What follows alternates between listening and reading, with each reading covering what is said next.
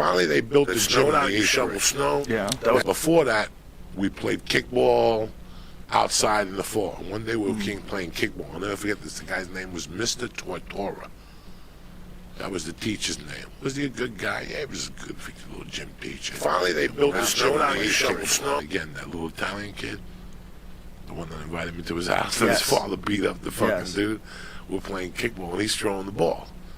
And every time I swing and I miss, he's calling me Coco Caremoco. That means I'm a boogie face in Spanish, because it rhymes with Coco, right? And the teacher keeps going, Anthony, I told you 1,000 times, none of that spick shit's allowed here. This is the 6th grade, North Bergen, New Jersey. A teacher This is a school teacher. Mr. Totoro's like, hey, none of that spickaroo shit over here, right? This is America, right? Really? Oh, bro, at that time, that was a big issue, because a couple weeks before that, a guy named Tortora was a baseball coach, and he threw a kid off for speaking Spanish on the bus.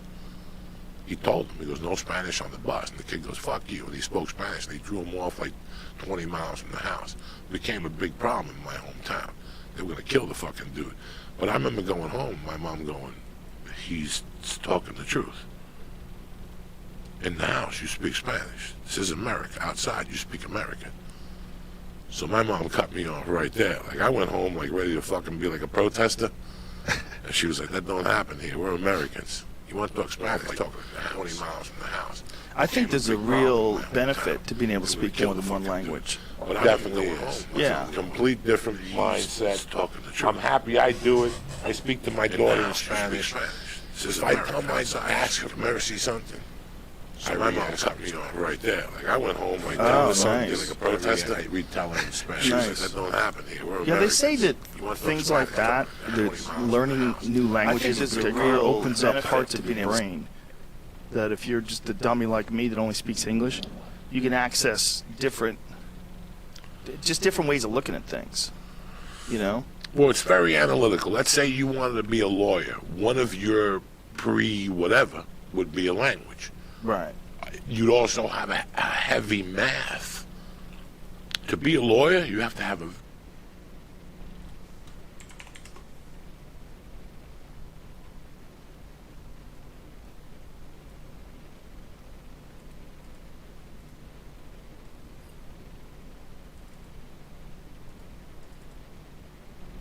Cuba.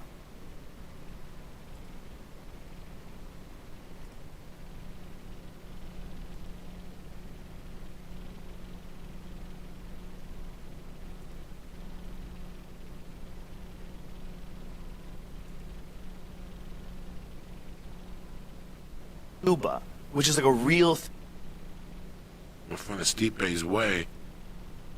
You just start smacking you in the head.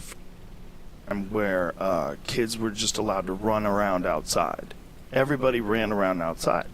That was just normal, right? When you were a little kid, you ran around outside. Nobody just runs around outside. I remember the first time I saw a grown lady she hit my cousin.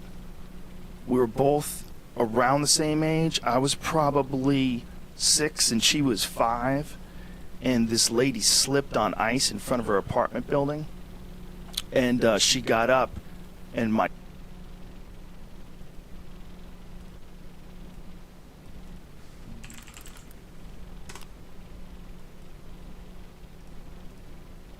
Cuba, which is like a real thing that...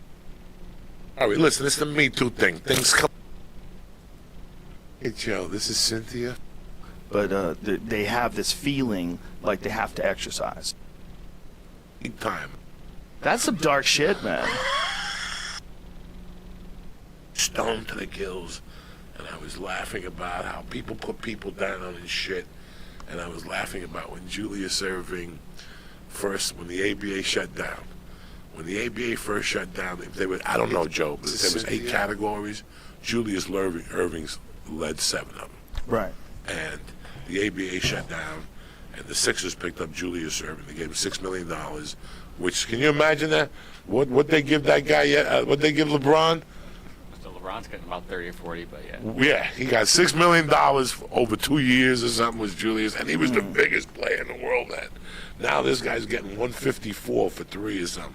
Jesus. So Dr. J switched his number from 32 to 6, and now the NBA All-Star game came. So all the